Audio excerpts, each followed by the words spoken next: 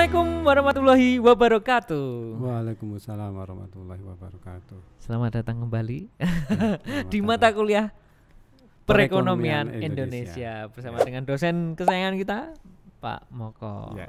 Oke, Pak Moko, kalau kemarin di pertemuan pertama kita membahas tentang Orde Lama, Orde Baru, Ya. masa transisi, Pasca kemudian reformasi. pasca reformasi, perekonomian Indonesia kita sudah membahas ya gambaran besarnya. Nah, sekarang di pertemuan kedua ini kita akan membahas tentang apa, Pak Moko? Tentang sistem ekonomi Indonesia. Oh, Ya. tentang sistem ekonomi yang berada di Indonesia. Ya. Ya. Jadi Oke. sebenarnya negara kita itu menganut sistem ekonomi apa? Oh, karena kan sistem gitu. ekonomi ada banyak nih. Ya, Nah, karena- Indonesia ini menganut apa Ya, gitu? karena sistem ekonomi itu kan akan berpengaruh terhadap pembangunan ekonomi. Betul Ya, sekali. Jadi sistem yang berlaku atau yang kita pilih itu itu yang akan seperti mempengaruhi apa? mempengaruhi kinerja atau proses pembangunan ekonomi. Iya, betul Ya. betul. Oke, silakan Pak Moko. Ya, baiklah. Jadi mungkin kalau kita ditanya sistem ekonomi apa yang dianut negara kita, jawabannya akan beragam, akan banyak. Tidak ada jawaban yang pasti. Karena kalau soal nama, ada yang mungkin yang menjawab sistem ekonomi Pancasila, sistem ekonomi kerakyatan dan sebagainya, sistem ekonomi koperasi mungkin. Nah, atau sistem ekonomi kapitalisme. Nah, ini. Jadi artinya untuk menjawab itu kita perlu landasan teori terlebih dahulu. Oke. Nah, sehingga kita akan bisa memahami secara utuh sistem ekonomi Yang ada di negara Indonesia. kita. Oke. Ya, ini pokok bahasanya ini. Ya, kita akan melihat apa itu pengertian sistem. Oke. Kemudian sistem ekonomi, kemudian ada beberapa ini sistem ekonomi yang ada di dunia ini, ada kapitalisme, sosialisme, sistem ekonomi campuran, kemudian sistem ekonomi Indonesia, ya ini yang nanti apa yang dibilang, dan sistem ekonomi Islam. Ya, Ya. itu betul. Ini Ya. yang sub pokok bahasan di pertemuan kedua kita akan Ya. membahas tentang pengertian sistem itu apa, sistem ekonomi itu apa, kapitalisme itu apa, sosialisme itu apa, sistem ekonomi campuran, sistem ekonomi Indonesia dan sistem ekonomi Islam. Di pertemuan kedua kita bahas ini, Pak. Ya, Oke. Ya. Kemudian Ya, baiklah. Sekarang kita ke apa itu sistem. pengertian sistem. Ya, ini. Jadi ini Oke. sistem. Jadi sistem itu adalah suatu organisasi besar, ya. Suatu organisasi besar, apalagi menyangkut sebuah negara, ya, yang menjalin berbagai subjek atau objek, ya, serta perangkat kelembagaan dalam suatu tatanan tertentu.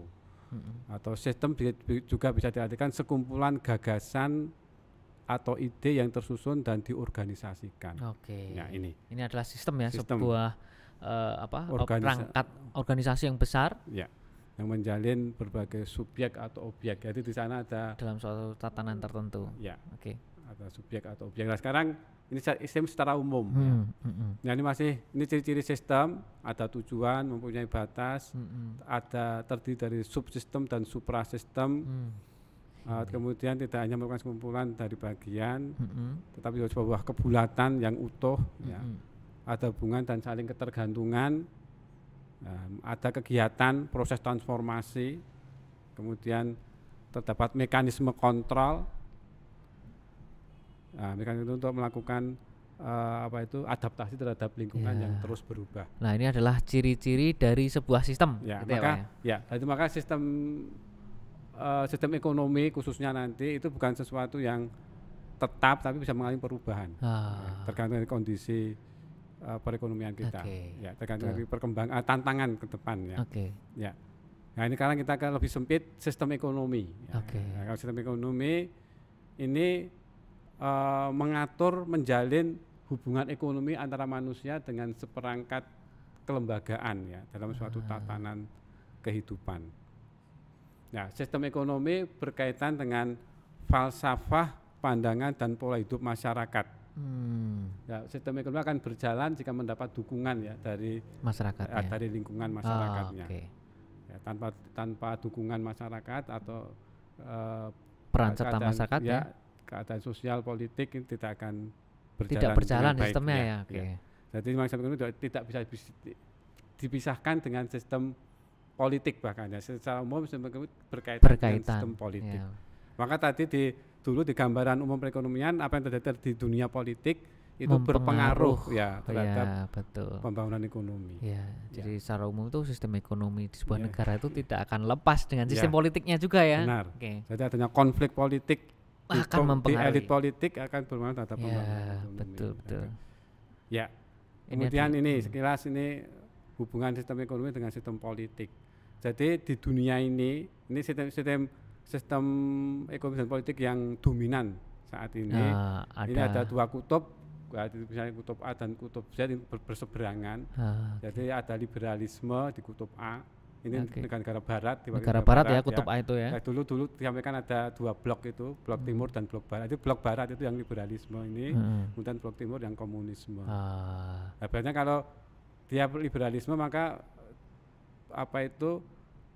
akan rejim pemerintahan, penyelenggaraan kenegaraan dan seterusnya ini akan mengikuti. Jadi misalnya kehidupan pemerintahnya demokrasi, liberalisme, demokrasi, egalitarianisme, desentralisme, kapitalisme. Kemudian ekonomi menganut mekanisme pasar. Jadi ini adalah sebuah gambaran bahwa di dunia ini sebetulnya masih sampai hari ini ya Pak Moko terbagi menjadi dua besar ya. Kutub A yaitu barat ya. Ideologi politiknya liberalisme, paham kebebasan. Kalau di kutub Z komunisme timur ke arah timur. Ya, jadi kalau komunisme ini peranan negara dominan. Jadi segala sesuatu diatur negara. Oke. Lah kalau kita berada di mana? Wah, nanti dijawab ya. Ya, nanti kita lihat nanti. Ini kemudian nanti kalau untuk rezim pemerintahan demokrasi itu gimana? Autokrasi gimana? Terus penyelenggaraan kenegaraan etatisme sama egalitarianisme itu juga akan dibahas ya Pak Moko ya? Ya. Oke. Ya. Jadi ini hanya sebutan yang dari ideologi politik liberalisme, maka turunannya ini ada kehidupan turunannya demokrasi, egalitarianisme, persamaan kedudukan ini ya, egaliter, desentralisme itu wewenang penyerahan desentralisasi itu ya. Kapitalisme, mekanisme pasar. Ya, silakan kalau mahasiswa masih bingung tanyakan aja, enggak apa-apa nanti ya. Kemudian untuk sekarang untuk menilai sebuah sistem ekonomi sistem ekonomi apa yang berlaku di suatu negara dapat ditinjau dari 3 sudut pandang ini terutama. Jadi misalkan dilihat dari sistem kepemilikan sumber daya atau faktor produksi. Kemudian dilihat dari keleluasaan masyarakat untuk saling berkompetisi dan menerima imbalan atas prestasi kerja. Kemudian kadar peranan pemerintah. Apakah itu dominan atau tidak dominan atau kecil. Jadi ini adalah cara untuk menilai. Ya, ini kriteria untuk menilai sistem ekonomi yang berlaku. Jadi kita kalau mau lihat sistem ekonomi yang berlaku di sebuah negara, kita tinggal lihat tiga faktor ini tiga sudut pandang ini. Setidaknya 3 hal ini. Termasuk nanti sistem ekonomi di Indonesia kan bisa kita tinjau dari ini nanti. Misalkan kalau kita ada pertanyaan sistem Indonesia itu menganut sistem seperti apa sih? Ya udah kita lihat dari sistem kepemilikan sumber daya atau faktor produksi. Terus kita juga lihat di Indonesia ini keleluasaan masyarakat untuk saling berkompetisi ini seperti apa. Kemudian juga peranan pemerintah ini dominannya seperti apa. Nanti kita bisa menjawab sistem Indonesia tuh menganut sistem yang seperti ini gitu. Nah, sekarang berdasarkan 3 kriteria ini kita lihat sistem ekonomi kapitalisme dulu sekarang. Kita ke kapitalisme. Ini yang kubu ini blok barat. Nah, ini mbahnya itu Amerika. Mbahnya kapitalisme itu yaitu Amerika Serikat dan negara-negara Eropa Barat. Dan saat ini yang dominan di negara-negara yang atau nuansanya atau yang dianut meskipun kadang kita juga negara kita sendiri juga nggak mau disebut kapitalisme, itu sebenarnya yang dominan ini adalah ciri-ciri kapitalisme ini. Nah, sekarang kita lihat ya ciri-ciri kapitalisme itu seperti apa. Berdasarkan 3 kriteria tadi. Nah, dalam sistem kapitalisme itu mengakui kepemilikan individu atas sumber daya. Jadi artinya warga negara atau penduduk itu diberi kebebasan untuk memiliki sumber daya ekonomi atau faktor produksi. Bahkan kalau di negara luar sana itu kalau mampu itu boleh beli pulau. misalkan. Boleh beli boleh beli pesawat jet pribadi misalkan. Jadi kita tidak dilarang memiliki sebuah kepemilikan sumber dayanya ya. Iya. Bahkan sampai kita diperbolehkan membeli pulau. Ya, memiliki kepemilikan pulau. Jadi pribadi ya. Iya. Oke. Kalau di negara barat. Kalau di negara Indonesia kan dulu ada rumor katanya ada orang yang mempunyai pulau, tapi itu benar nggak, Pak? Nah, makanya sebenarnya saya kurang tahu ya. Kita nggak tahu ya, Pak. Mungkin ada, mungkin enggak. Bahkan saya pernah baca juga ada bupati mana di luar Jawa itu, pemerintah di luar Jawa itu, pemerintah daerah maksudnya itu menjual pulau. Nah, itu benar apa tidak juga nggak tahu. Kita belum tahu ya.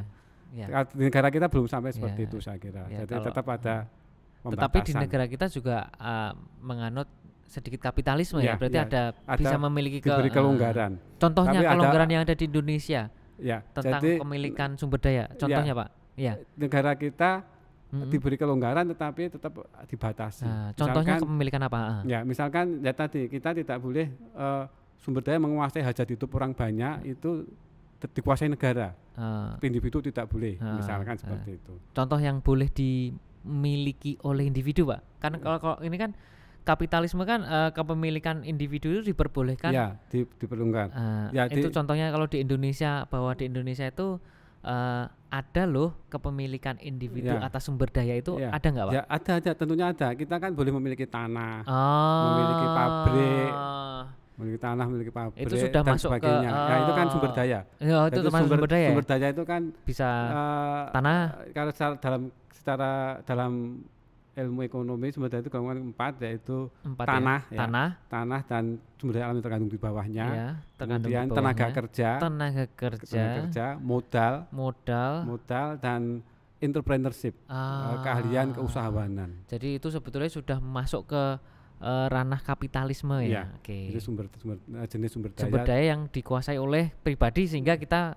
Tapi memang tidak semuanya, kita belum boleh sampai memiliki pulau. Ya, jadi dibatasi. Jadi yang menguasai hajat hidup orang banyak itu yang tidak diperbolehkan di Indonesia. Jadi ada kebebasan tapi ada juga ada batasannya. Kemudian kompetisi yang itu dan persaingan ini dihargai lah, diperbolehkan. Setiap orang menerima imbalan berdasarkan prestasi kerja. Sama pemerintah minim. Jadi paham kapitalisme ini tidak menghendaki campuran pemerintah yang besar. Karena kan nanti ideologi politiknya liberalisme tadi. Jadi paham kebebasan tadi. Betul. Jadi intinya dalam sistem ini pelaku ekonomi itu ingin mendapat kebebasan dalam melakukan kegiatan ekonominya. Kegiatan ekonominya dibebaskan ya. Pemerintah kalau toh mengatur ya sedikit minim saja, kalau mengatur pun cuman ngatur sebagian kecil dari sebuah kegiatan ekonominya. Ini adalah kapitalisme. Ini kapitalisme. Ya. Dan percaya pada mekanisme pasar untuk mencapai efisiensi ekonomi. Nah, kalau yang sekarang kita ke sosialisme. Ini berlawanan. Itu dua kutub yang berseberangan tadi. Kutub A dan kutub Z atau kutub utara dan kutub selatan. Nah, ini memang berlawanan. Kalau sosialisme ini ideologi politiknya adalah komunisme. Sosialisme itu komunisme tadi ya, Pak? Komunisme. Ini kan ideologi ekonomi. Sistem ekonomi ya. Ini, jadi kalau dalam sosialisme ciri-cirinya ini sumber daya ekonomi, faktor produksi diklaim sebagai milik negara. Jadi artinya individu atau warga negara, penduduk itu tidak diperbolehkan memiliki faktor produksi. Berarti di sana tidak ada kepemilikan tanah ya, Pak? Ya, tidak ada, semuanya milik negara. Tidak ada pemilikan atas sebuah pabrik itu nggak boleh. Iya, bisa jadi seperti negara komunisme yang murni itu nggak boleh, tapi mungkin ada yang sedikit nggak murni. Ya benar, karena ini kan ciri-ciri ini secara secara teori. Tapi dalam prakteknya sekarang ini tidak ada lagi yang murni. Tidak ada yang benar-benar kapitalisme, tidak ada yang benar-benar sosialisme, komunisme itu benar-benar 100% tidak ada. Bahkan di Amerika pun juga tetap ada peran negara juga besar. Tetapi lebih condong ke mana? Lebih condong ke liberalis atau sosialisme. Ini komunisme ya. Komunisme. Ya, ini menekankan kebersamaan dalam kegiatan ekonomi imbalan didasarkan atas kebutuhan, bukan jasa yang dicurahkan. Jadi dijatah sesuai kebutuhan penduduk. Jadi kalau memang sana memang tidak ada istilahnya itu individu atau warga negara lebih kaya daripada yang lain gitu, nggak ada. Karena kebutuhanmu ya segini. Ya, kebutuhanmu, anakmu berapa dihitung, ini kebutuhanmu sekian gitu. Dijatah. Dan campur tangan pemerintah juga sangat tinggi ya Pak di sana ya untuk menentukan dan merencanakan 3 persoalan faktor ekonomi. Pertanyaan what, how, for whom. Apa yang diproduksi, bagaimana caranya, untuk siapa diproduksi, itu semuanya ditentukan oleh negara. Jadi nggak ada kebebasan. Betul. Oke, mungkin pertemuan kedua cukup sampai di sini dulu. Nah, di sesi pertama kita akan lanjut kembali di pertemuan kedua, sesi kedua. Terima kasih Pak Moko. Assalamualaikum warahmatullahi wabarakatuh. Waalaikumsalam warahmatullahi wabarakatuh.